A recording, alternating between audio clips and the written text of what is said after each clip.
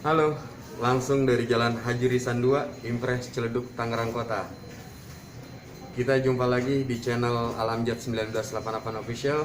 Dan hari ini kita akan mengobrol-ngobrol, berbincang-bincang dengan salah satu alumni SD Alamjad Angkatan 1988. Siapa dia? Ini dia orangnya. Halo, Fred. Apa kabar? Waduh, lumayan adem dan lumayan jauh juga. Kita akhirnya sampai di sini. Tadi perjalanan saya sama Dul dari rumah kira-kira 1,5 jam. Sebenarnya sih hanya ditempuh 30 menit, tapi karena kita tadi mampir-mampir, akhirnya sampai juga di sini 1,5 jam. Langsung aja kita ngobrol-ngobrol dengan kawan kita. Kesibukan apa sekarang? Kesibukan ya jadi kurir lah. Kurir sembako setiap hari. No, jadi kurir sembako itu barangnya apa aja sih yang dikirim-kirim? Kopi, terus obat-obatan, sama ya sembako, gula, Oh, banyak deh. hampir semua kebutuhan pokok ya, Iya. disediain. Nah itu kalau apa namanya, kalau cara kita mau belanja di tempat lu gimana caranya? Paling buka akun dulu online Oh, akun online. Biasanya di aplikasi itu ya. aplikasi Oh, kalau boleh tahu apa namanya aplikasi? Easy ID. Easy ID. Oh, oke. Kenapa saya langsung tanya pekerjaannya si Freddy? Karena saat ini lagi mewabah dan ada di mana-mana. Kalau kita pengen usaha dan kebetulan usahanya itu 9 bahan pokok, di kantor teman kita ini membuat cara belanja yang mudah dan aman sekaligus murah. Tuh.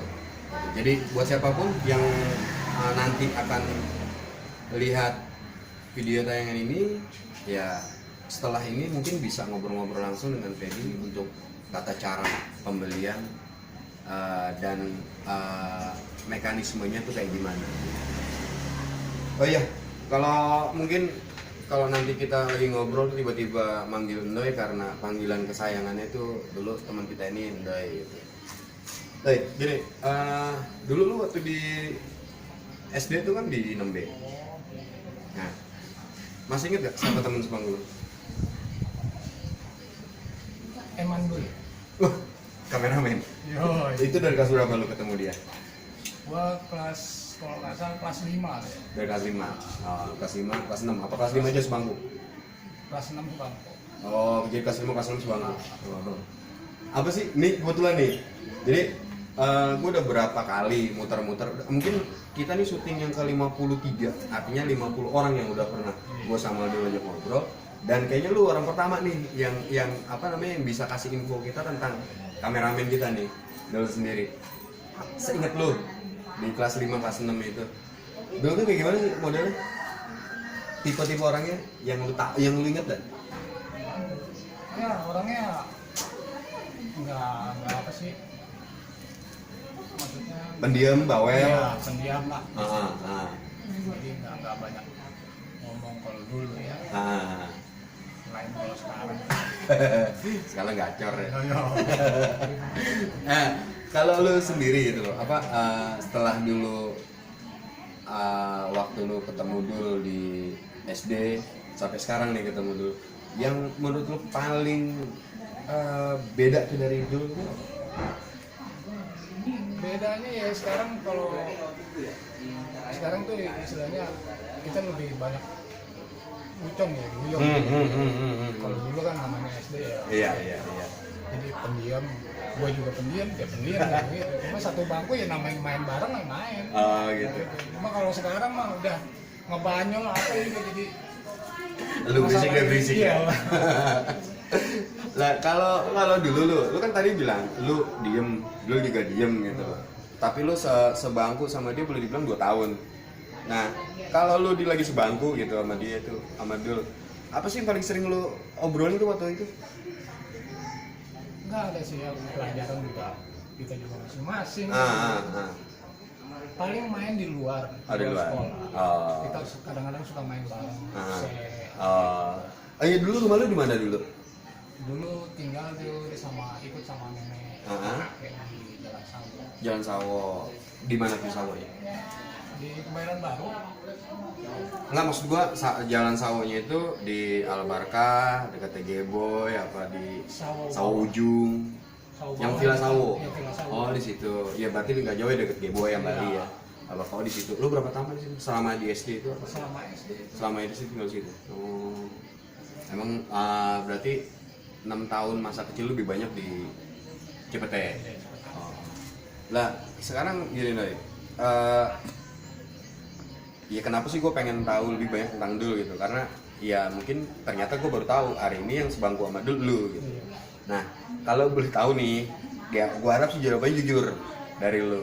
Waktu lu sebangku kelas 5, kelas 6, menurut lu sendiri, lu pinteran lu apa dia? Apa sih Dul?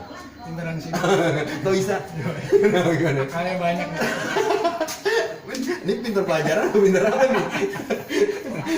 Pelajaran. Tapi lu sering dikasih contekan apa? Apa dia nyontek lu? Enggak lah, kalau ujian gitu kan kita nggak bisa. Enggak selalu ujian. Kalau lagi ada PR, tugas atau lagi testing, kita dulu namanya testing kan? Pernah juga. Sama dia. Yang menonjol menurut lu dia apa, pelajaran apa? Dulu apa ya? Entah agama, apa pengetahuan umum, apa pelajaran olahraga yang lu inget dulu? Agama. Lah kalau lu sendiri, lu lebih menonjol apa waktu di SD? Pelajaran apa? Banyak gambar. Oh iya. Iya, seinget gue kita juga dulu ada pelajaran tuh ya kan, selain apa kayak tata boga, kita pernah masak bareng-bareng gitu kan. Ada juga pelajaran seni rupa, iya benar. Lu emang dari kecil tuh memang hobi itu. Lah kalau lu sendiri, lu lebih condong untuk umpamanya kayak Dul nih, lu dikasih kertas sama itu buat melukis, lu ngeliat Dul baru bisa gambar, atau lu nggak tanpa melihat lu bisa gambar? Lu lebih kemana? Lukis seni rupa. Gua nggak begitu. Paling kalau gambar ya kayak grafis atau apa masih bisa. Kayak karikatur gitu, vignette, zaman kita kan vignette dulu itu. Lu lebih ke situ. Itu lu perlu harus ada contoh atau tanpa contoh lu bisa gambar? Biasanya sih kalau ada contoh, kalau nggak ada contoh ya bisa. Bisa ya. Cuma lebih banyak contoh kan. Oh iya. Nggak contoh. Lebih gampang buat lo ininya ya, apa ngelukis tulisnya itu ya. Oh iya. Anak berapa? Anak baru sana. Umur? Umurnya 2006 berarti. 2006 nih 2015 tahun. 15 tahun tuh SMP ya? SMP kelas 3. Berarti setahun lagi udah mau SMA ya. Nah, menurut lu sendiri nih, yang lu ngerasain. Nah, menurut lu nih, kan selama pandemi nih, yang lu lihat dari anak lu hampir setahun ya belajar di rumah gitu. Apa sih yang lu bisa, kalau mungkin waktu di sekolah, waktu anak lu di sekolahan lu nggak bisa lihat kan proses gimana cara belajarnya anak lu.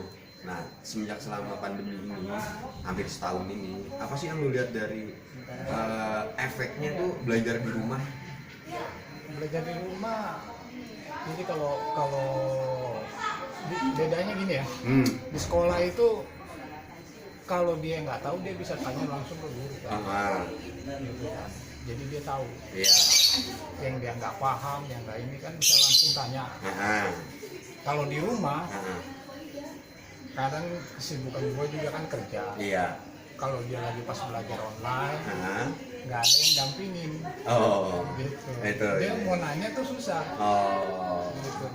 Nanya sama guru juga kan di online itu kan rame. Betul. Nggak anak lu doang ya? Iya. Jadi kalau tatap langsung kan lebih gampang dia nanya. Itu mungkin salah satu kendala. Jadi kalau dilihat sekarang ya agak menurun. Jadi. Apanya tuh? prestasi. Oh nilainya. Oh.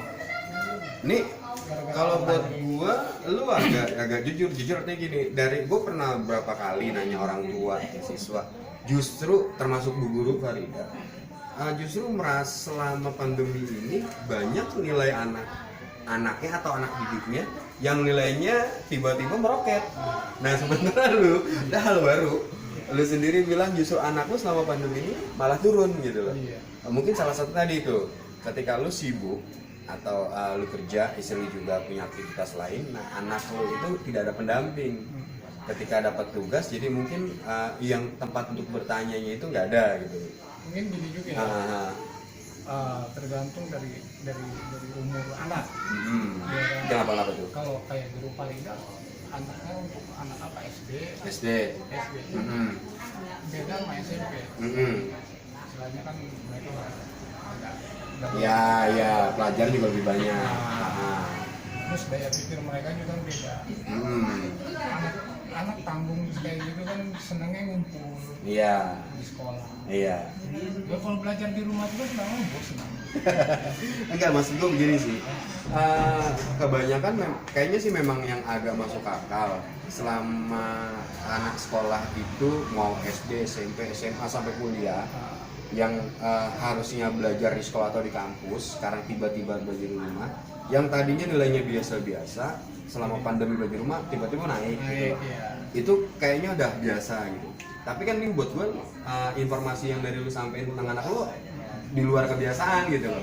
Dan ternyata memang nggak melulu yang nggak semua itu ada nilainya naik, ternyata juga yang turun gitu. Ya mungkin kalau di presentasi, tapi mungkin lebih banyak kan nilainya lebih naik gitu. Ya itu sih nggak tahu ya kenapa ada yang turun, ada yang naiknya drastis gitu. Ya kita nggak tahu karena kita kan pasti setiap orang tua atau anak didiknya juga pasti cara belajarnya dan kemampuan berpikirnya beda-beda gitu.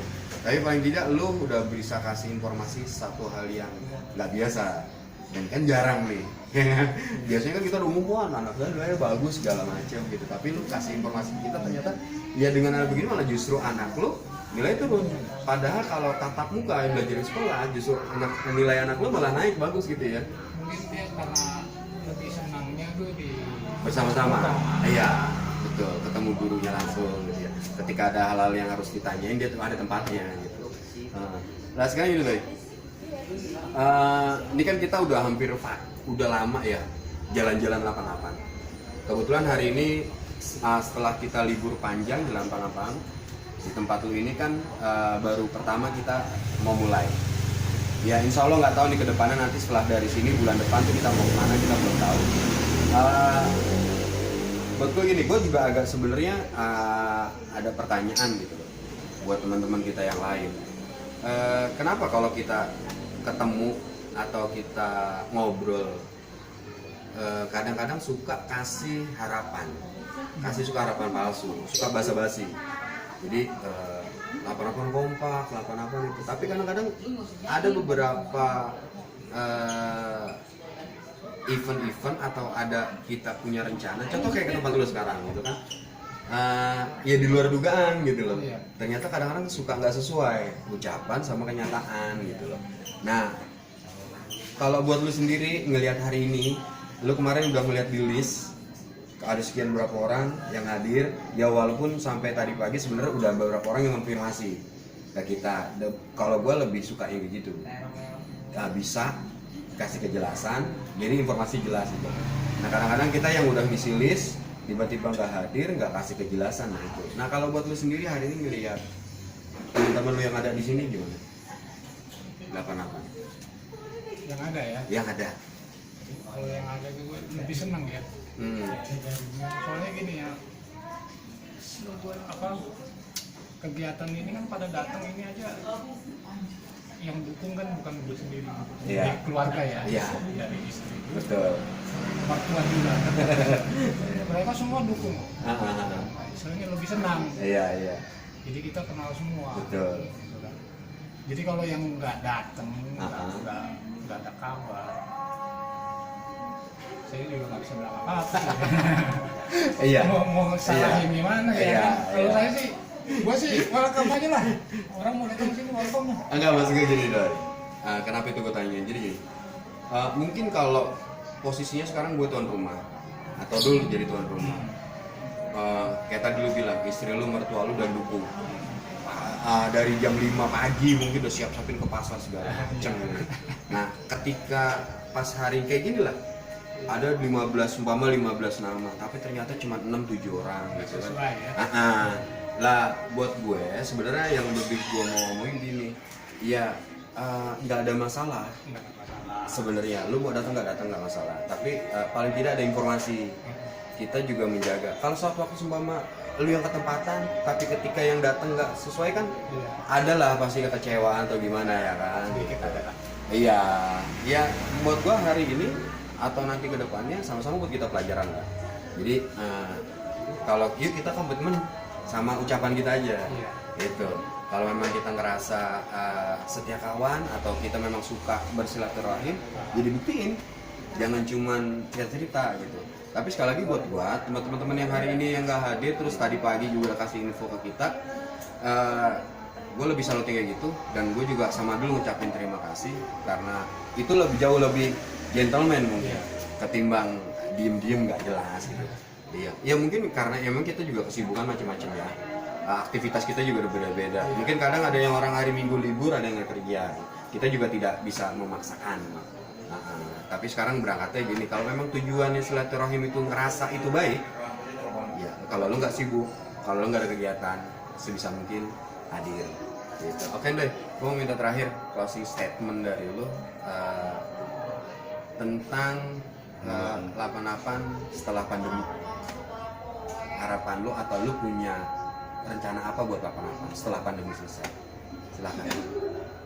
Maunya sih ya 88 itu kegiatan tuh nggak hanya silaturahmi gitu kan. Kemungkinan kita bisa bareng-bareng bikin jadi apa sih, kayak Ada wadah. wadah gitu kan, usaha Iya. gitu kan sama-sama. Jadi namanya pandemi begini kan, Iya. keadaan kita semua kan nggak belum tentu sama semua. Betul. Susah, jadi bisa bareng-bareng lah kita ngerasain gitu kan, kita usaha lebih maju lah. Iya. 88 gitu. Oke, itu aja obrolan gua Freddy Indoy sama Dul hari ini. Kesimpulannya adalah bahwa sekali lagi mudah-mudahan 2021 yang sebentar lagi akan datang, kita tetap konsisten sama namanya yang kata-kata nggak ada lu nggak gurih. Nggak ada satupun temen kita jadi ngerasa nggak enak, jadi ngerasa nggak gurih. Dan mudah-mudahan 2021 kita benar-benar gurih karena kita sering kumpul dan kita sering bersatu. Oke, Berapa? thank you. Anggota sih gitu ya? Sekarang kalau yang terdata ya sekitar 45 orang lah. Maunya sih gitu betul semua. Oke, teman-teman, gua Freddy sama Dul pamit. Assalamualaikum, Cayo. Assalamualaikum.